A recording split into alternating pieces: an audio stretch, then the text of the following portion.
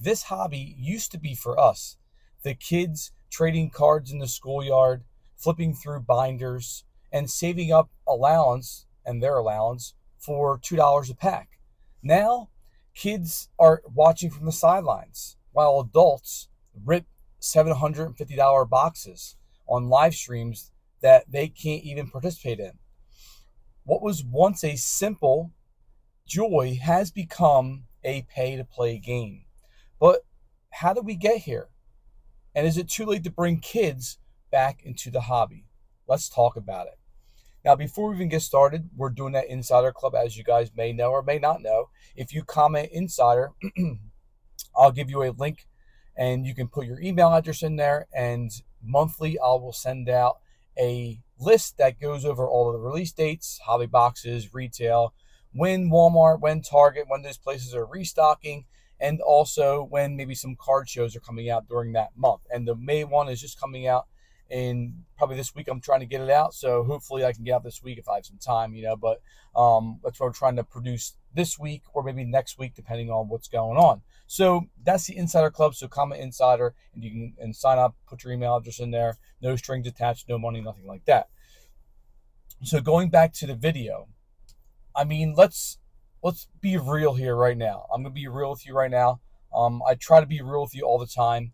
I don't beat around the bush. I talk to you straightforward, and I think that's how I would want to watch a YouTube channel or subscriber channel or subscribe to something and have somebody just talk real. No edits, no yelling and screaming and about this box and that box. I mean, I'm trying to be real with you guys. And hopefully this one hits home because, I have kids and I teach kids and I see it every day. And, when I bring a few cards into school, the way the kids up, like they light up, hasn't changed a bit. From when I was a kid, when I felt like nostalgia and things like that, when I were looking for cards and things like that in the school, and I brought them in and stuff like that. I mean, they huddle around, they ask questions, they flip the card over to read the stats of like the last 5 years or 10 years, whatever that could be. It's the same joy that I had growing up when I was a kid, and I'm sure you did as well. And that spark is still there, but the world around the hobby is trying to take it from them, I believe.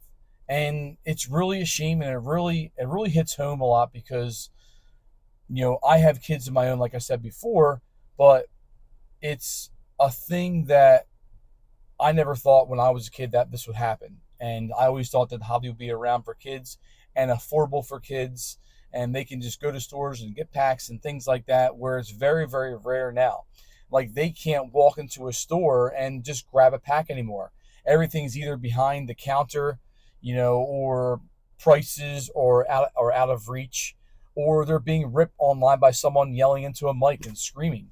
We talk about building the next generation of collectors, but what are we doing to actually include them? This hobby, or our hobby, was built by kids, was built by our generation. The wax pack generation, that's what it was built by, in the 70s and the 80s kids. I mean, that's what the main source of, nostalgia now is, because we're all growing up.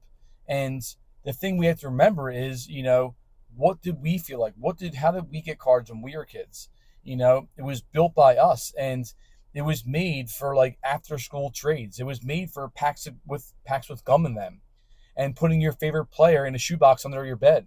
Now it's NFTs, it's serial numbers, it's $1,000 hits or $1.1 million hits.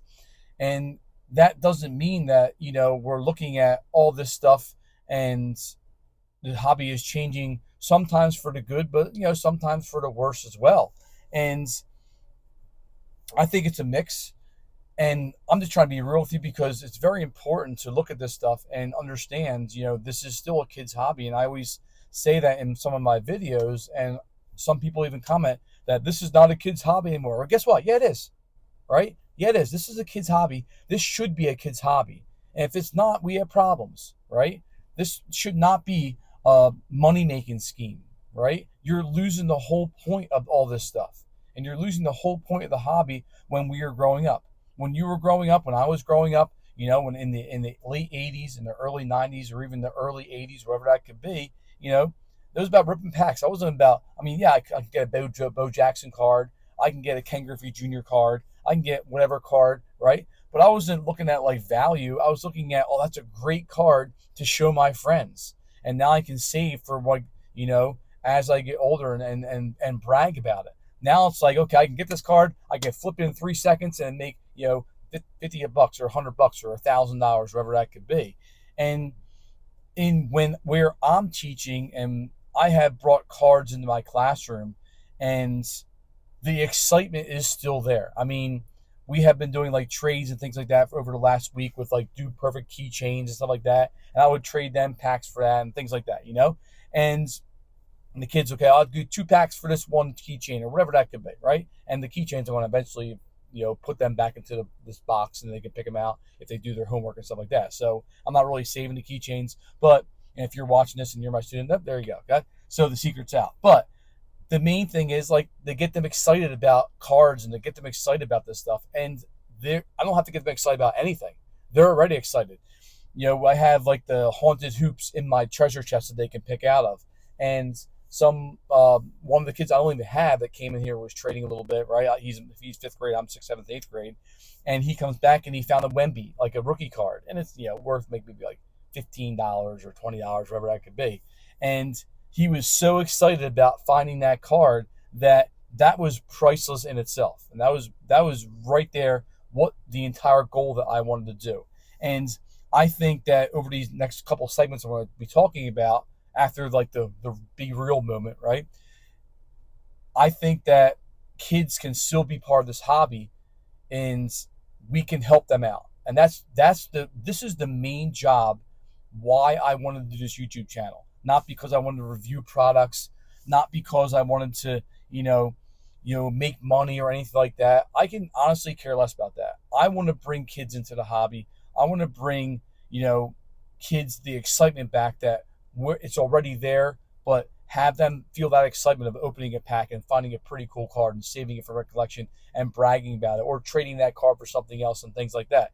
That's my goal here, right? That's my ultimate goal because I see it through my kids, my son and my daughter, and also my students. I have had thousands of students, and this is really the first year or two that I've been doing this, and it changes how you interact with them. It changes all this kind of different stuff. And maybe some of you guys don't see that because you don't interact with kids every day and stuff like that. But I do, and I know that it's there. And that's the future of our hobby.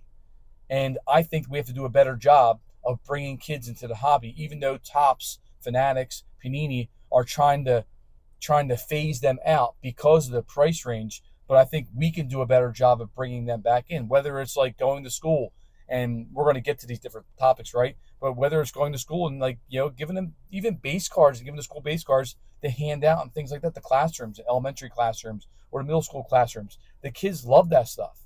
Even though it's like somebody found a Jackson Holiday, just like a regular Heritage one, and they were all fired up about that. Somebody found a Joe Montana, and it's bringing all the old players in and like, oh, Joe Montana, yeah, Peyton Manning, all these different guys that they didn't know that weren't that long ago. Then now they're like, look, what are the stats of that? What are the stats of this? And what did he do? And what did Jerry Rice do? And, all this different stuff that they necessarily wouldn't ever see if they're just, not collecting and stuff like that. So, I mean, that kind of leads me into my first segment is, how has it changed for kids? And that's the retail prices then versus now. If you haven't experienced this, I don't know if you haven't experienced this at all, but I mean, you've been living under a rock, whatever that could be, right? But in 1993, you could walk into a store. Okay, this isn't that long ago. You're looking at like 33 years ago, 32 years ago. You could walk into a store for $5 and you could leave with, 3 packs and change and maybe find a Bo Jackson or a Griffey or something like that, right? Today, a single pack maybe $15, and or it's locked behind the counter that you can't even see and you're like, it's locked behind glass.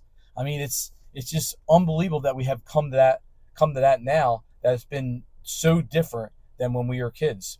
Walmart blasters, they were even $19.99 a few years ago, and now they're $34, $35, depending on what kind of box you're looking at.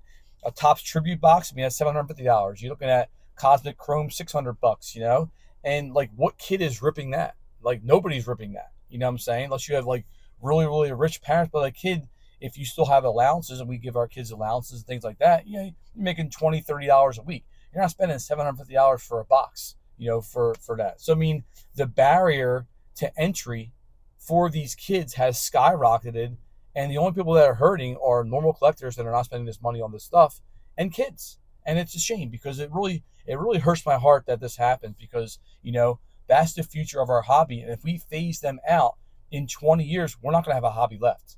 It's not going to be a hobby anymore. It's going to be called a club or whatever that could be. So, I mean, it's really a shame that it has gotten to that stage. And that goes into my segment 2, is the rise of the adult investor. The adult investor, it now or he or she now dominates the landscape. YouTube shows, Instagram. I mean, you're watching YouTube now, but I don't consider myself an investor. I consider myself not even a collector, because I don't really open a lot of boxes, but I try to stay on top of what's happening in the hobby and inform you guys. And I think this is the main thing that is happening with the hobby right now, is our kids being phased out of it. And it's really a shame. So, I mean, card shows look like more like stock trading floors. You ever look at a stock market trade, right? It looks exactly like that, you know. Then like playgrounds for kids, they can maneuver around and like wheel and deal and stuff like that. Over 75% of card content online is created or caters to adult flippers and not families. There's no family that's spending $1,000 for a box, or $500 for $200 or $100 for a plug, or not a plug, but or for, like, you know, to get into a break and be sitting around watching a break. You know, there's no families doing that right now, right? Especially if you're playing sports, or if you're doing dance or different things for the kids. Like, you're not spending that money for this stuff. So it's a shame that it's not necessarily wrong, but if it's the only voice, you know, the kids get tuned out. And we went from like, who's your favorite player in the 90s and even the early 2000s, to what's the comp value? How much is that worth? Whatever that could be. And that leads you into segment 3, which is digital versus physical disconnect. All kids are digital. All kids are digital now, right? But cards haven't fully adapted. Speaking of kids, there's my daughter coming back from dance class, right? So, but cards haven't fully adapted. Pokemon has a thriving app, like their ecosystem. You can go onto the computer, you can play games, you can get apps, you can battle each other. I mean, it's a little bit easier because you're battling each other and stuff like that, right? But sports cards is mostly forgotten. You know, Topps Bun exists, but there's no major push for it to evolve or connect, right? Not Bun, Topps Bun, but the Topps Online. But there's no major push to do that, right? You know, kids spend like, you know, 3, 4, 5, 6 hours on screens daily. Why aren't cards really in that mix? And I think cards are more like an old-fashioned reason why. But what do you guys think? You know, why isn't it being pushed as much as Pokemon's being pushed? I mean, if they never touch physical cards, they won't form a real connection. And if they don't form a real connection, there's no nostalgia. And when there's no nostalgia, you're losing the hobby. And the kids are the future of the hobby. And it's a big thing. We have to understand what's happening now in the future of the hobby, right? And that leads me into segment 4, like the fun factor. The fun factor for them is gone. In the 90s, man, we used to get cards, had holograms, we had cartoons, we had scratch-offs, we had game cards. Today, there's mostly adult-focused designs, serial numbers, resale-based type. I was going through like just like showing the kids how you can look up your card and seeing how much that would be like on like, you know, eBay or whatever that could be. And now it's like, you know, they don't even know how to do that, because, you know, you don't even know how to search that stuff. So like, you know, there's a lot of things that they don't know how to do. But like, should they be doing that? Should they be just searching eBay and looking for the price of the card? You know, they should be looking at the name. Somebody found a really cool card and they're trying to search up and they had no idea what to even look for. So I mean, I was teaching about that, but I was telling my kids, like, it's not about the price of the card. It's about like, what do you think? Do you like that person as a player? Do you follow that person as a player? Is he from your favorite team? You know, are the kids you're showing them, look, they think that's a pretty cool looking card and things like that. Even though it might be like, you know, somebody else that you don't even know about, but it's still a pretty cool looking card design. So it's like things like that the kids don't really understand because they're being phased out, right? Where are like the joke cards? Where are the puzzles? Where are the mascots or the crazy inserts that make kids laugh and things like that? There's not many of them now. I mean, we have Big League Baseball that have like the mascots and stuff like that, but now it's like they phase Big League Baseball out. Now it's more like Top Celebration. So if cards aren't fun, the kids won't care, and that's one of the reasons why I think kids are being phased out of the hobby. And that leads me into the last one is the cost of entry. The cost of entry is way too high, right? A typical break spot now costs between like $25 and $150, and that's not even paying the person to get into the actual break. So I mean, you might pay $50 to get into the actual break, so like a prior fee, and like no kid's paying that. Most kids' entire weekly allowance, like I said before, is like $30, $40, $50 at the most, and even basic hobby boxes are $100 plus, and chances are you're probably going home with nothing for these basic hobby boxes. So it's no longer collect them all, collect the entire set and things like that. It's a gamble and hope you don't lose. What really made me a big collector was collecting sets and doing those sticker books. If you ever remember those sticker books like in the early 90s, they still have them today for like hockey. But we had sticker books, and we would get all the things because they weren't worth nothing. But you would get all the stickers, and you would find them in different places in the book, and try to find the Stanley Cup and the Hart Trophy, and Eric Lindros and the Wayne Gretzky and all the Kings, and then you have all the Chicago Blackhawks and all the Flyers and all the Islanders, and there maybe be 15 cards for each pages, and you would find them. You open these little packs; they would have 5 cards in there, and then you would have like maybe some logo cards that go in your team. And then you have extra ones, you put them on your book bag and things like that. There's like nothing like that anymore, right? That the kids can show things off, and it's another reason why I think they're being phased out of the hobby. So, the last thing I want to talk about is like, what can we do about this? What is the main thing that we can do to bring kids back into the hobby? And before I get to my things that I wrote down, which is probably 1,000 more, like, what do you think? What do you think we can do to bring kids back into the hobby? My first thing is, support low-cost sets like Topps Big League. Well, not really anymore, but like Celebration, or maybe some like sets that are on sale and things like that, or blaster boxes that send are $25. I mean, Topps does a pretty decent job that the Series 1, Series 2, Series 3, or Series 1, Series 2 update. They have like they're under $25 for blaster boxes. So that's a good thing that they kind of keep them a little bit lower, even though they should be probably $15. But $25 nowadays is not as bad as some of the other boxes and things like that. I mean, I was just watching Target and the Optic for football, and virtually it was $34.99 for the Optic. And now on Target, if you go into the app and it comes back in stock, they're like $61. Like, what happened there? Or is Target just upcharging right there and just like charging $60 for the box, even though it was like a month ago, not even a month ago, 2 weeks ago, it was $34, $34.99. So how can they do that? That's ridiculous right there. That's more than a mega box if you get it at retail.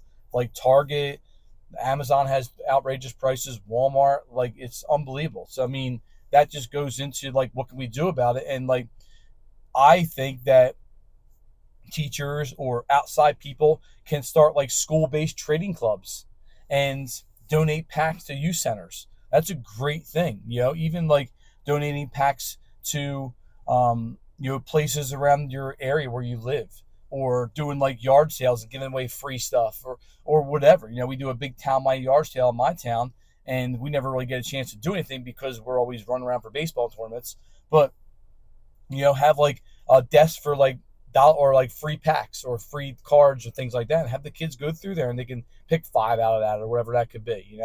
I know card shows do that a lot sometimes, but not much. I haven't seen it much anymore. And maybe we can encourage local card shops and breakers to host like a kids only event or something like that. I mean, events that are budget friendly breaks that you can do that maybe can get them in there for $1 or $2 or $5. If they want to break. I try to stay away from breaking, but I mean, if you're trying to get into a break, maybe we could do like cheap ones for like kids and things like that. Push Fanatics and Topps to reinvest youth design and true entry level products, instead of all these big parallels and big autos and big stuff, right? Maybe we could do like a true entry level product that can be geared for kids, that can get them, their juices flowing to get back into the hobby and get a box and things like that for $15 or $10 or whatever that could be. maybe here, if you're watching this and you make content, make content, you know, kids and parents can enjoy together, or not just like high end in these end flex videos. Maybe like I try to do it with this channel a little bit, we do like wiffle ball challenge where like me and my son are battling and we try to open packs, and we're doing version 2 this week. We're going to try to do it tomorrow. He has a baseball game tomorrow. Maybe we can do it Thursday, and shoot it on Thursday. We did like a question and answer session, which YouTube only pushed to 300 people. But I mean, maybe we can do that more and more, and do like a family friendly pack opening and challenges for like guys can see through other places. I did a year and a half ago. I asked some all stars about who won the home run derby and things like that, and that was like one of our first videos. And when they won some cards and things like that, so Ellie De La Cruz cards, and we did like a pack, ripping packs and putting them in binders, a binder challenge. We did that. So I mean, that's like family friendly that all the family can watch, and I think that's a pretty cool thing that not many people with cards do, and that could help and make kids come into the content more, and hopefully maybe this channel can do that. So that's what my really goal is. But in the end, I don't think the hobby is dying at all, but it is changing. And when it's changing, if we don't shift it back, then to include kids, we're going to lose the best part of it. And that's the big thing that I want to make this video with. And I'm 21 minutes in, way over. I thought it was going to be like an 8-minute video. But so let's just be the generation that makes space for the next one. And let's welcome them in, because without them, we're just flipping cardboard and we're just flipping nothing. So if you remember your first pack or want to share how you got hooked, drop it in the comments. And if you want monthly updates on hobby releases, drops, and news, and all that good stuff, make sure that you comment Insider, and always let us know what you guys think in the comments, and maybe what got you in as a kid, or what do you do with kids to bring them into the hobby if you own a local card shop, or if you do breaks, or if you just give things away, you give random cards away at schools or card shows. Let us know what you guys do in the comments that brings kids in, because the more people that do that, the better this hobby is going to be in the end. But other than that, hopefully I hit home with you guys, and I appreciate you guys watching all the time, and we'll talk to you guys later. Do it for Dale.